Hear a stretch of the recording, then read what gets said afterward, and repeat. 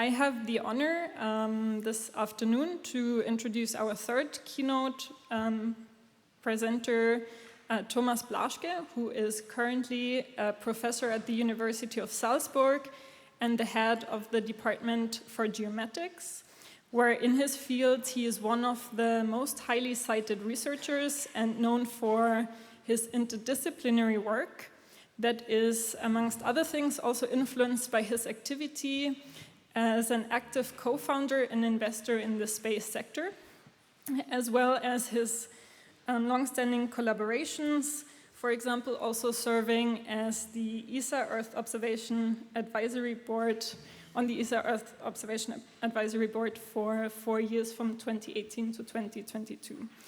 And with this, we're all looking forward to his keynote on Earth observation at our fingertips, from science to startup ecosystems. Thank you, Thomas.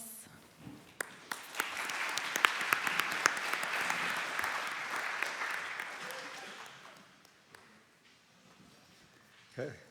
Thank you for this nice introduction. Thank you. Great. So, welcome. After so much information and details on huge amount of Earth information, I'm now trying to zoom out a little bit. And that may become a little bit boring for some of you.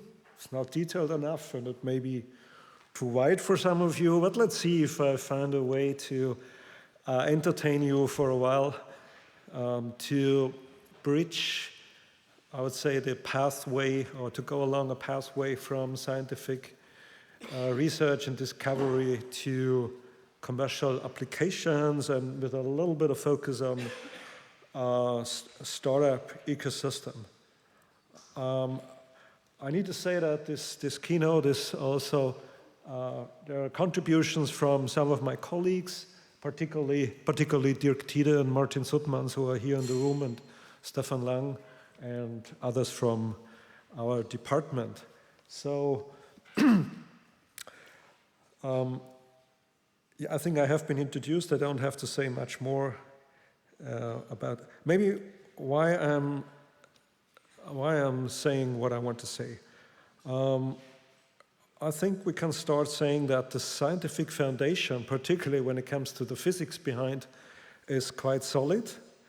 I'm not so sure about the terminology in big Earth observation data, big EO data, and all the abbreviations that we see here around, but this is a developing field, obviously. I may also claim in the beginning that while we have been seen the big agencies such as NASA and ESA and national space agencies paving the way for a lot of developments, we now see a tipping point, or we have already passed a tipping point, where commercial industry is, at least when it comes to numbers of satellites, etc., is now more dominant, but I will come back to that later. And I may also use here a claim that recently the CEO of Life EO nicely mentioned in a LinkedIn essay that now it is time to go beyond nice pictures. And with that, he meant that it's, for a while we saw the advent of high resolution optical Earth observation data down to 30 centimeter resolution. Everybody's used to that now, but we now need to gain information from pixels. What you see on the right-hand side is a word cloud from the titles of the 48 presentations that are given here in the main sessions. But I couldn't identify here much more than the word data to be prominent. But you see, understandably, you see not much about commercial terms, because that's not meant here in that's in this audience here.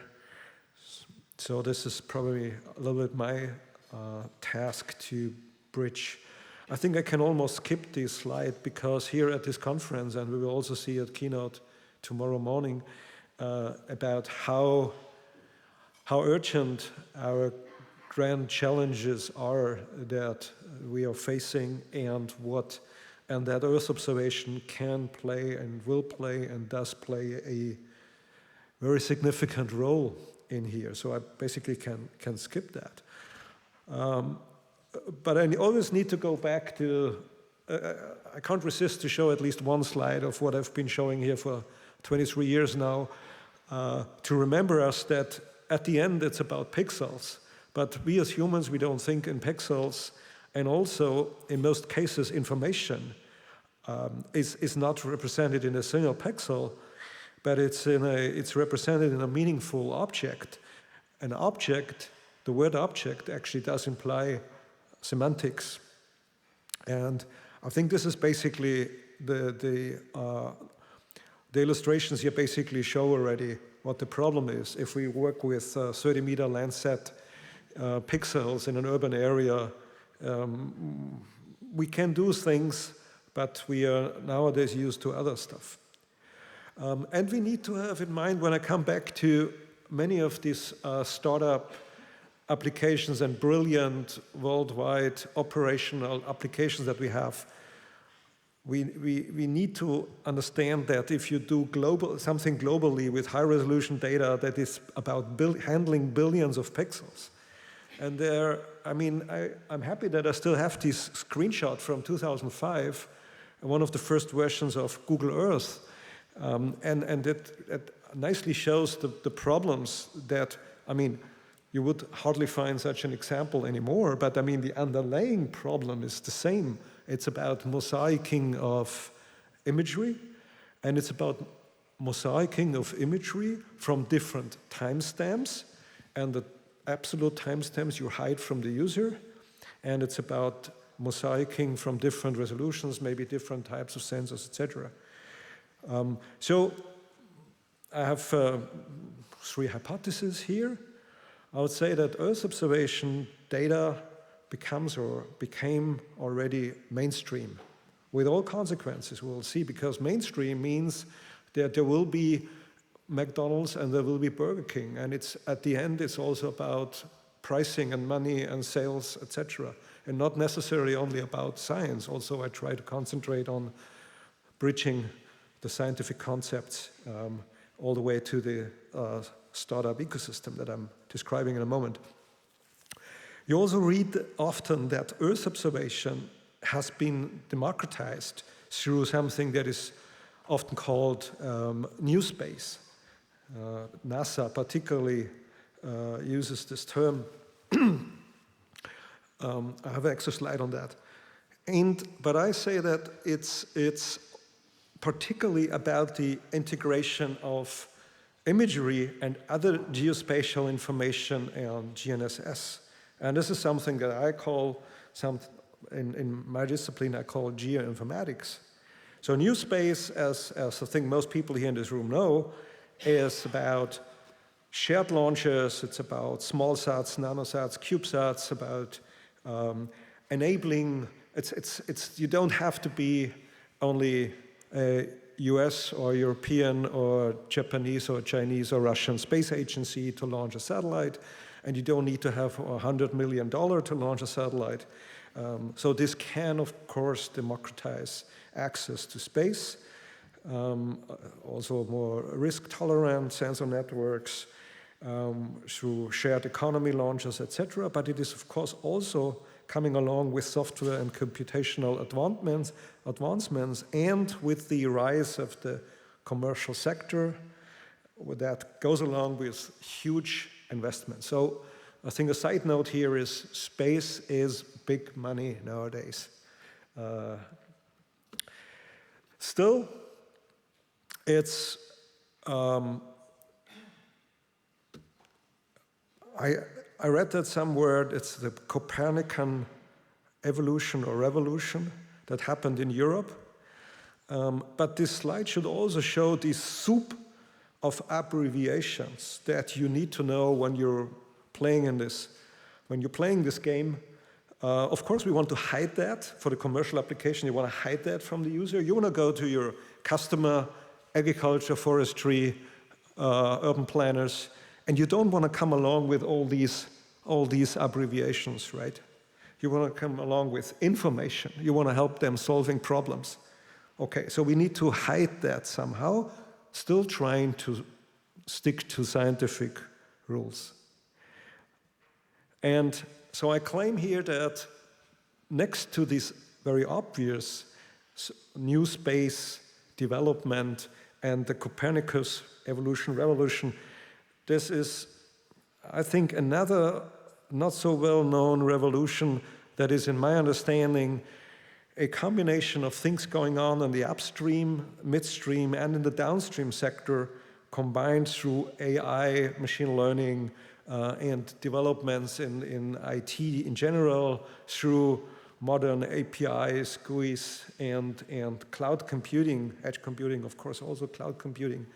That's what I think what it's about. And this is just like to remember you, because this is not new to everybody here in this room, that there is something like machine learning, artificial intelligence, and deep learning. I don't have to explain you what CNNs are, what GeoAI is. Well, maybe I should, because there's probably different understanding about this abbreviation. But in fact, it's a core message here could be that it's unlike the old days. It is more about predictive algorithms. We not necessarily only quantify what we have been seen in the past, quantifying footprints of something that happened already, a flood, a disaster, whatever.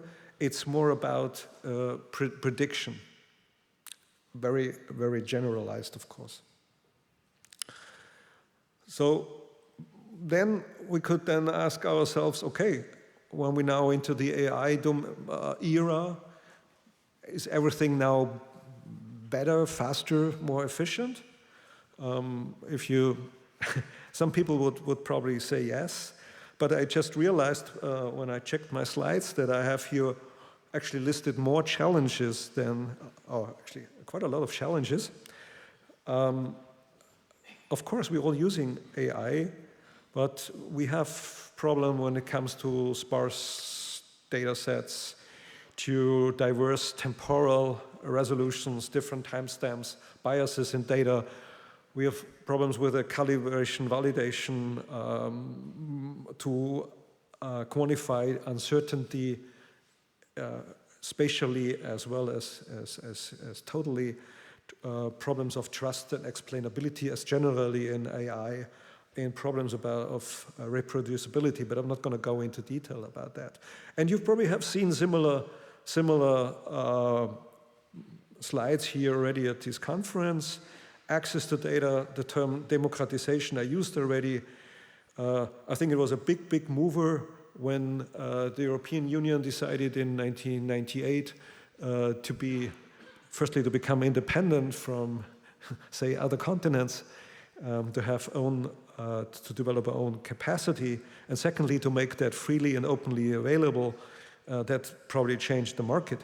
And that also goes along not only Copernicus, but the general trend here is very much, and I think this is very nicely described here with the subtitle, the subtitle, bring the user to the data, not the data to the user. I think the time now is finally over that we are going to archives. I mean, the time is over already for quite a while that I have been ordering magnetic tapes and being delivered then by postal services, etc. And the time is over for FTP download, and the time is over now to download 5,500 Sentinel images to calculate an NDVI offline and then to upload the result again. So that the changes that the analytics is now also happening in the cloud, and that is nicely described here in this paper by Sutmans et al., for instance. And what it will also influence is the business models, because customers may not want to pay for hundreds and thousands of square kilometers, even so there is just a few pieces of forest they're interested in, or there's just a few reservoirs or water bodies. They maybe want only to pay per whatever they achieve. So I say, when you go to McDonald's, you wanna only pay for the burger that you're eating. So hopefully, maybe I should use a more healthy example. I should think about. And so we see first examples that you pay per extracted tree or per extracted square kilometer of water body. As a side note here, one technical solution making that possible is currently heavily, I think, coming along with this paradigm of bring the user to the data is data cubes, to have what they call analysis-ready data nowadays at your fingertips. So this was the first part. Try now to go now to the business part. And this is not complete, and there's a focus on Europe, where I feel more familiar with the situation, and a focus on the downstream sector, where I also feel. So generally, I will go very quickly over that. The message is only the figures are not so important. It's a big market, and it's a fast-growing market, the worldwide market. And for the Earth observation data only, we're talking about several hundreds of millions of euro. But for the space market, or including all, say, the hardware that you are launching into orbit, we're talking about billions of. And it doesn't matter with the exact numbers. So I have most of the numbers I have from this study from Euroconsult. The message is also that the number of satellites increases even faster. And so I started with a report from Euroconsult, but did a little bit additional research recently to update that. And it's quite interesting. There is, so the companies listed here, they already started or are preparing or planning missions with a total of 2,300 small sats. So the definition of a small sat is less than 500 kilogram, but in reality, most of them are less than 50 kilogram. And I'm sure that not everybody is aware of all that stuff. So some of you are probably in working with SAR data, and then you, of course, know Capella Space and ICE-I and Umbra, maybe, and some more smaller ones or upcoming ones. Of course, most of us know Planet, having already, I can't say it exactly, at the point 180 at least in orbit. What's not, maybe we can go on the next slide, but I think maybe there's some time at the end to discuss what that means. This is trying to this is not from myself. I have borrowed that from Aravind Ravichandran, one of the persons with the best overview in the world, probably. Trying to segment that field. What's the word that's not on here is thermal. That would go here under infrared. And this is a little bit a recent trend that we also see now. After this, 2000, 2001, 1 meter high resolution and then sub-meter high resolution optical data and the whole wave, and then later SAR, the SAR wave, if you wish. We now see a kind of a wave in thermal data. We see Hydrosat already there, but we see now German companies such as Aurora Tech and Constellar. We see Satellite View, who launched the first high-resolution thermal satellite late June. But as a side note, they still don't manage to get it calibrated. We heard from last week from its commercial opening party in London. They have huge problems in calibration, so that also shows that it's not that easy to build satellites, to launch them, and then to get useful, insightful, and correct information from that. So, very briefly, because that's not, as I said, that's not so much my concern, the upstream market, but this, of course, enables us, it helps us, because it's getting cheaper, because of the transformation of that market with SpaceX having the lead. But I will concentrate now briefly on the midstream and then on the downstream market. Midstream is the platforms and the marketplaces and the infrastructures. On the infrastructures, maybe it's a bit outdated here. This is already like a year old, and this is obviously a long time in this field. There would be now, the dioceses have now developed further. This is not totally up to date. But I want to highlight one development that is maybe also not so clear to all of us. That space has been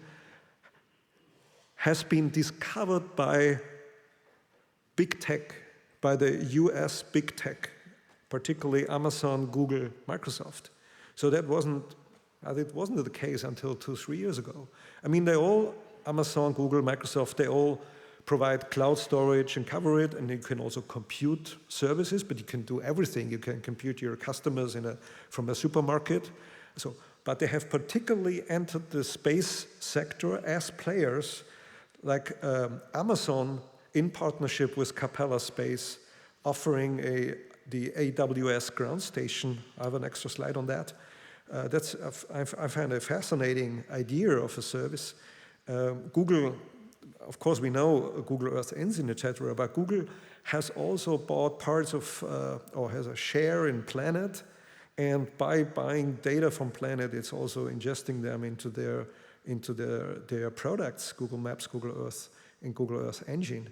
And there's a relatively new development, Microsoft Planetary Computer, but I don't have time to go there. But again, this is, an interesting story. So if you want to build your own satellite, you can concentrate on your sensor, saying, okay, we are engineers and we have the best hyperspectral sensor in the world, but we don't want to play around with all these, ground station stuff, with these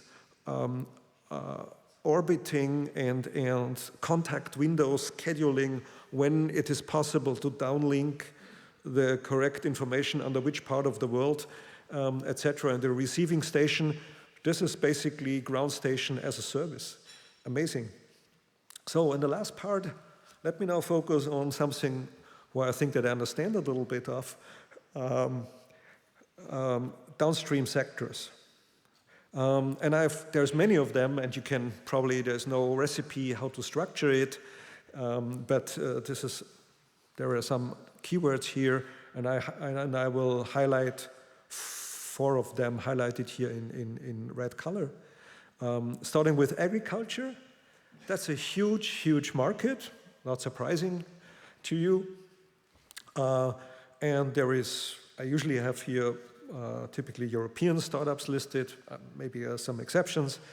And that's about, of course, satellite communication for data transmission, but it's mainly about Earth observation for monitoring. It's about, of course, GNSS for precision agriculture, and then there's also in-space research, but I think this is a very tiny part at the moment. To give you a more concrete example, I've listed here 3 startups, what they're doing. Agremo, originally from Serbia, but now active in other parts of the world, combining drone data, image data, and trying to leverage user data to make it easier for the user to say what it's like also the next one, climate farmers, but this is more into really carbon offsetting and telling the farmers where where to create processes and methodologies for regeneration and etc. Or Refarmo, and down here, Constellar, for instance, is now, or has always been, I'm not sure, concentrating on the agriculture sector with their thermal satellites. Another downstream sector where a lot of things were really taking off, I think, is energy and infrastructure, also other infrastructure monitoring with space-based data, security, also touching upon security and safety, which I don't extend here significantly. Some of the startups listed here just got huge investments, like Preligence in the last draw. And lastly, a field that is relatively new, ESG financing insurance. But this is really a big thing. Just last week in Paris at the ESA Commercialization Forum, I ran into somebody from a bank, and I say they have now a team of 17 Earth observation people in the bank working. It's a huge bank, I'm not going to say the name, but amazing. So they're building their own Earth observation departments in a bank, right? But this is a field where I'm very happy to get your feedback on that. That is, and I have an explanation why on one of my conclusion slides. That is heavily growing, and also finance. You would even find it's also about sustainable finance. That's a term, key term. You would also find the spatial finance initiative from University of Oxford, etc. So ESG, I think most of you know, and what it is about: environment, social governance, and of course the Earth observation, the geospatial community will primarily be able to contribute to the monitoring the E. There are also some examples of monitoring the S. There's hardly, it's very difficult to contribute to the G as such. So, already coming to my conclusions. So the first one would be doing the science part very accurately, but hiding it from the user. And this is a tricky game, because there is massive calibration, validation efforts needed. So if you ever have time, I recommend this article here from Baraldi et al. And by the way, this is not the abstract, this is the title. And this is a very important figure in this. But this is one of 50 figures, and this is just a description. So that you can't read it, and you shouldn't read it now here. It just illustrate dramatically that even so I'm saying we need to hide something, the essence must still be there. That's the difference from not doing something accurately, but doing it accurately and hiding the effort from the paying customer. That's the big difference here. Conclusion 2. There is, yes, this huge sensor landscape that we're getting now through all these launches, all these developments that I briefly described.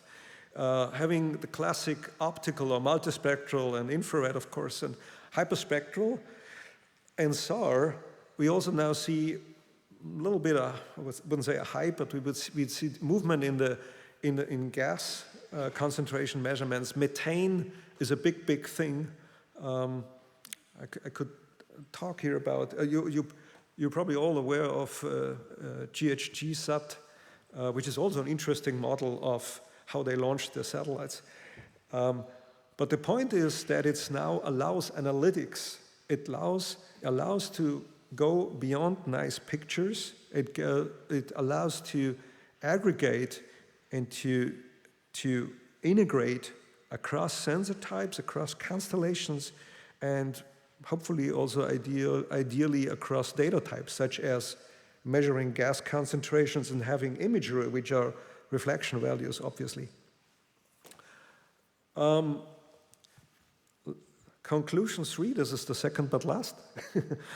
So analytics comes along with AI nowadays, and I'm talking here about or the example would be extracting industry agnostic information on a number, location of cars, of trees, of buildings, and the business model then is revenue through pay-per-use or subscription models. We see that coming up everywhere, and you want to, at the end, you want to sell insights. Of course, we all know the difference between data and information, but maybe insight is something more than information. So, lastly, Geo AI is an enabler, but I think the even stronger trigger now are regulations, such as monitoring SDGs, such as all the ESG reporting and the corporate social responsibility directive, along with all the reporting, obligations companies have and will have, starting 1st of January and then January 2025 for smaller companies, and then basically for almost all companies. So they all need, along their supply chain, to make sure that they can prove that they have done everything they could to show that they are not responsible for any damage, but also their suppliers have done something wrong. And either you trust your supplier or you better check what they're reporting, and if what they report, if there's a correlation to what we see in our geospatial data. So Earth observation is a lucrative market in finance, in business, in decarbonization. But at the end, we need the power of geoinformatics. The power of geoinformatics, because, as I said, it's imagery and it's the data from the satellites, but it is you don't start from in a black world. You start in a world with a lot of information, and we typically want to update. We want to see, okay, what happens, etc. And so we need to bring the recent information into context, and this is what I call geoinformatics, and that's what I call the power of geoinformatics. Thank you very much for listening to me, and thank you very much to ESA for inviting me.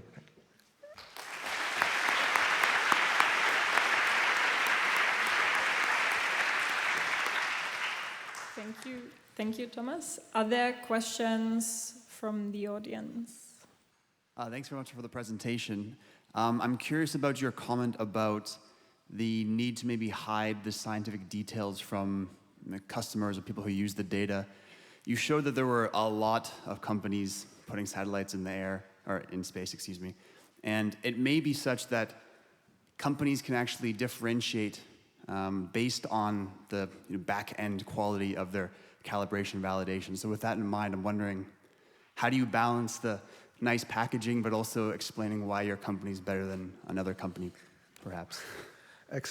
Excellent question.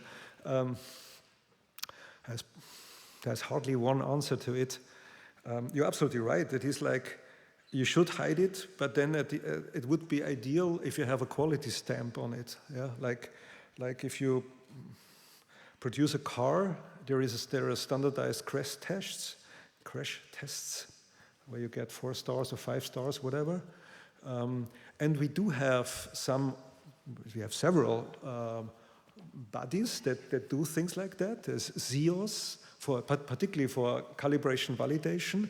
There are massive protocols from ZEOS. So I cannot say in one sentence the answer to your very important question. Yes, you should hide, because, as I said, when it's becoming a mass market, then you have customers who don't care too much. They want to get a problem solved. And then you need to, as I said, hide the details. But on the other hand, as you said, need to make sure that the quality is still good enough. So it's we probably need to talk to standardization organizations for protocols, or maybe somebody else in this room here has more ideas about how we can bridge these two obviously contradicting ideas. Thank you. Are there more questions from the audience? Yes. Hello, my name is Nico Wagner, and you have mentioned 2,300 small sats that increase, that come to orbit as additional assets. And therefore my question is, where do you see the role of the Earth observation, of the geoinformatics sector in space traffic management, as very particularly interesting sun-synchronous orbits are already extremely crowded, and asset sharing may be an increasingly interesting topic, and also an investment in space traffic management? Thank you. Yeah, well, this is, thank you, also a very good question. This is not so much my domain, but there is now really something going on that satellite providers will be made responsible for the debris that they produce. Here's, I think, the first case where one company was sued, etc. But you're right, there is so much going on. This is actually just a fraction, because I'm looking at Earth observation. There's an even more frightening number. I forgot the name of the organization, but there is a body where if you ever plan to launch a satellite, you need to kind of pre-announce that. But you can do that almost for free, if I'm not mistaken, and you can just say that, okay, your organization, I'm gonna plan 500 another satellites within the next 12 years or so. And I read 1 or 2 weeks ago that there is currently about 100,000 satellites are registered there that are planned to be released over the next 20 years or so. Because we're not talking about Earth observation only, because about satellite communication, we're talking about navigation, obviously, we're talking about, well, we are in the Earth observation domain, just a fraction, and maybe a little bit increasing, but still small. So I don't have really, it's not my domain of optimizing space traffic. I mean, would need to ask somebody else. Okay, so with this, I say thank you again to Thomas Blaschke. I'm sure he is around if there's a couple additional questions.